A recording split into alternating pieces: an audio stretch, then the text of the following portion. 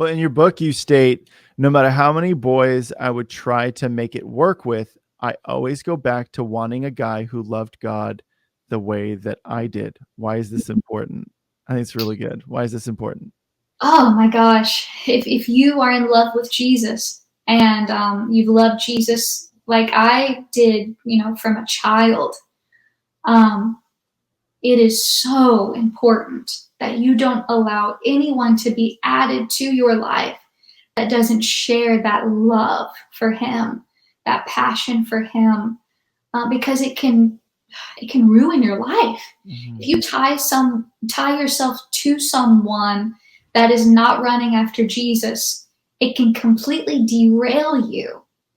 I've seen it happen to friends. They're just running after Jesus with everything they have, and enters a girl or enters a guy, and they're not seen anymore. They don't even know who they are anymore. Yeah. They start taking on the beliefs of somebody else, and then if you're having sex, it adds a whole other element to the mix. It messes with your head and your emotions, and your body can't handle it. Your mind can't handle it. That's why we shouldn't go there outside of marriage. We should not go there. We can't handle it. We just can't. But yeah, I think that the Lord really protected me, and I always knew that I could never go too far. I couldn't. I loved Jesus too much. Mm-hmm. And I couldn't go too far. I always had to end things because that person just didn't love him like I loved him. Yeah.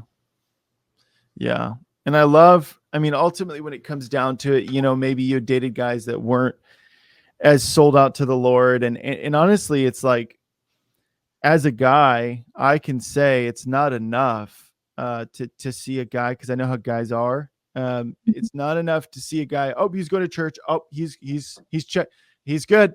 No, he's not. Okay, people, he's not. Like, do not assume if a guy is at church that he's completely vetted and he's good to go. He is not. That's why I think it's so important. And you talk a lot about that in the book, of just really going back to your first love, focusing on Jesus. Mm-hmm. And you even talk about the importance of experiencing the love of Jesus, and that when I think you say something like, when you experience love from Jesus, you want to do those things even less. You want to go after the losers even less, Yeah. When you experience the real love of Jesus, the depth of that love, there's nothing like it. Wow. Nothing.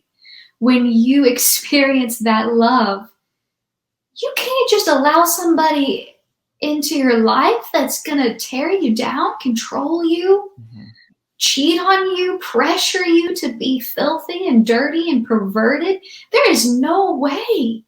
You're going to crave that real love that you experienced, and you're just going to be like, oh no, right? Yeah. I've been loved by Jesus. There is no way I'm going to let you. And that's when a holy confidence will rise up in us. Mm-hmm. He does it all. Jesus does it all. I know I keep going back to Jesus, but he really is the answer. He's the answer. When we're running after him, when we're allowing him to change us, free us, heal us, when we're just falling more in love with him, he deals with all the rest. Mm-hmm. He draws us closer to him. If you're thinking, right, actually, I hear the Holy Spirit saying, well, how do I even get close to Jesus? How do I even fall in love with him?